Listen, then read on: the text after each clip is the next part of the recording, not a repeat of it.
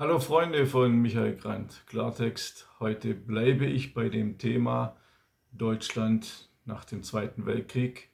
Heute untersuche ich die Frage, warum gilt für Deutschland immer noch die Feindstaatenklausel? Die Charta der Vereinten Nationen enthält nach wie vor eine Feindstaatenklausel, Enemy States, die sich vor dem Hintergrund des Zweiten Weltkrieges auf Deutschland und Japan bezieht. Rückblick. Am 11. Mai 1945 billigte US-Präsident Truman die Direktive JCS 1067. Darin heißt es unmissverständlich, ich zitiere: Deutschland wird nicht besetzt zum Zwecke seiner Befreiung, sondern als ein besiegter Feindstaat. Ihr Ziel ist nicht die Unterdrückung, sondern die Besetzung Deutschlands, um gewisse wichtige alliierte Absichten zu verwirklichen.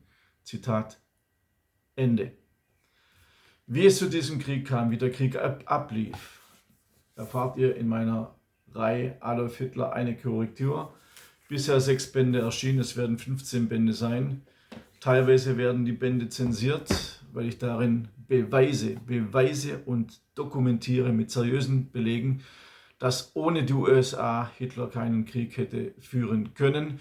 Deshalb sind die Bücher teilweise zensiert bei Amazon und werden natürlich im Mainstream verschwiegen. Der Link zur Bestellung der Bücher und zur Beschreibung der Bücher habt ihr unten in der Beschreibung. Auf meiner Homepage www.michaelgrant.de findet ihr die Beschreibung und den Inhalt jedes einzelnen Buches. Dort könnt ihr auch einen kostenlosen Newsletter bestellen. Zurück zur Feindstaatenklausel. In der Charta der Vereinten Nationen wurden nicht umsonst die Feindstaatenklauseln aufgenommen. Die Klauseln, ein Passus in den Artikeln 53, 107 und 77 der Charta, besagen, dass gegen Feindstaaten des Zweiten Weltkrieges von den Unterzeichnerstaaten Zwangsmaßnahmen ohne besondere Ermächtigung durch den UN-Sicherheitsrat verhängt werden können. Voraussetzung dafür: die Feindstaaten verfolgen eine aggressive Politik. Dies schließt auch eine militärische Intervention der UN mit ein.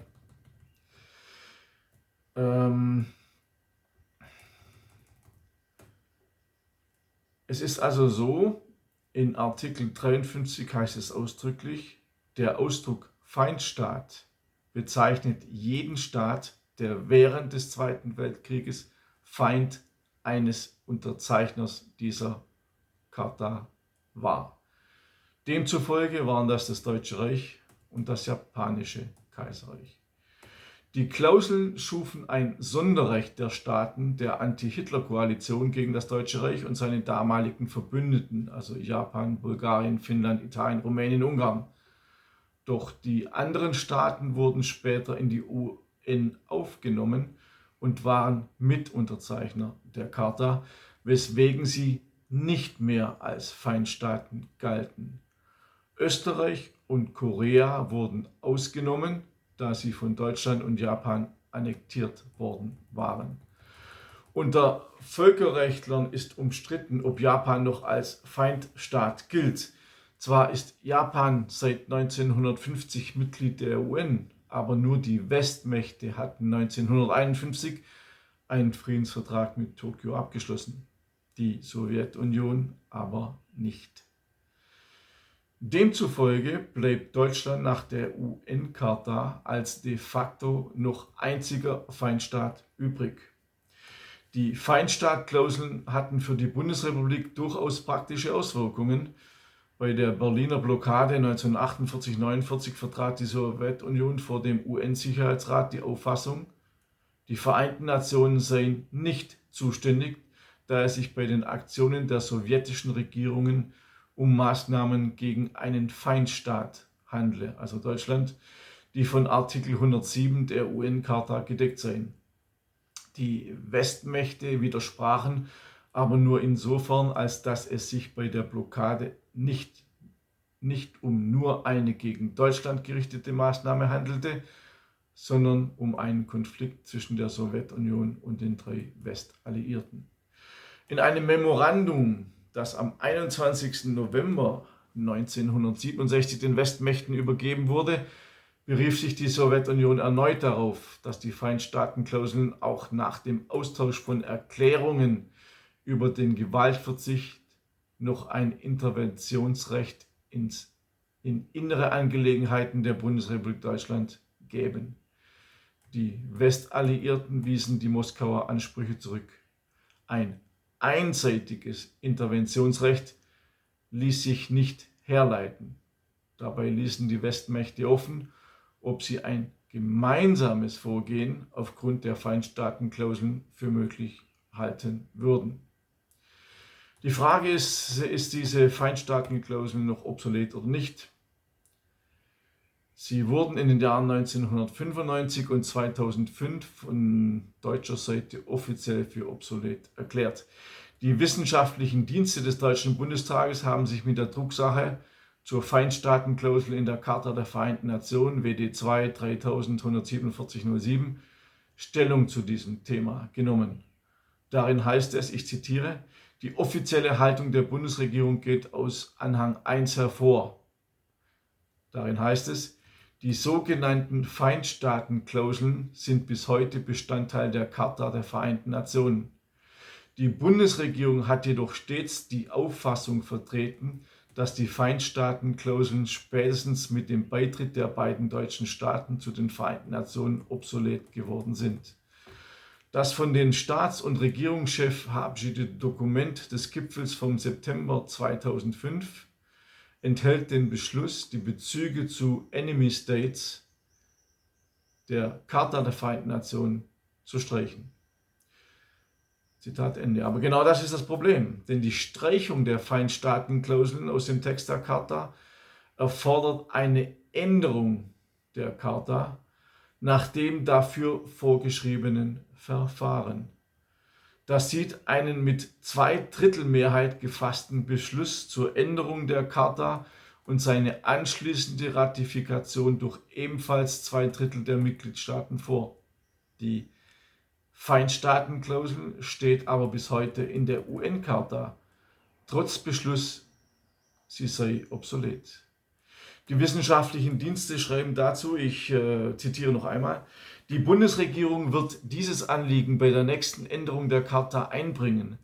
Eine deutsche Forderung nach einer Charta-Änderung ausschließlich zur Streichung der Feindstaatenklauseln würde hingegen in einem gewissen Gegensatz zu der erwähnten Rechtsauffassung der Bundesregierung stehen, dass die Feindstaatenklauseln bereits jetzt nicht mehr gelten.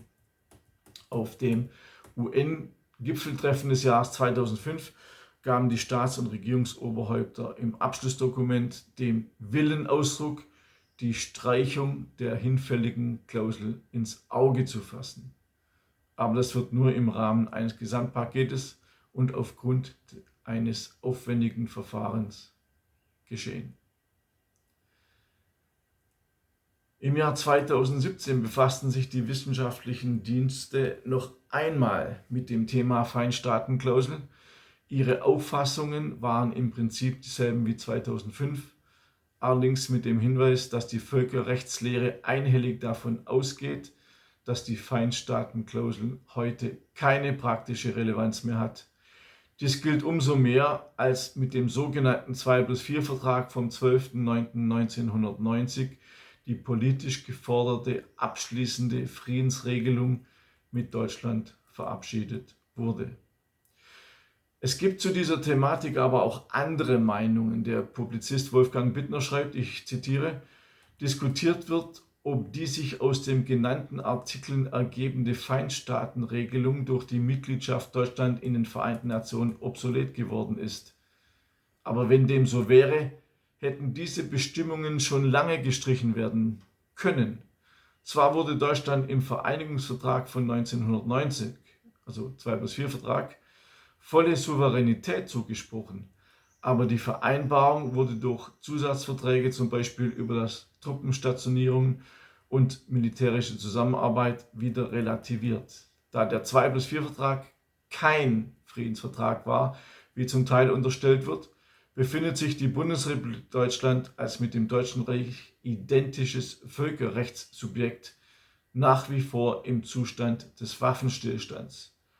Deutschland steht seit 1945 unter Sachwalterschaft in einem permanenten Ausnahmezustand.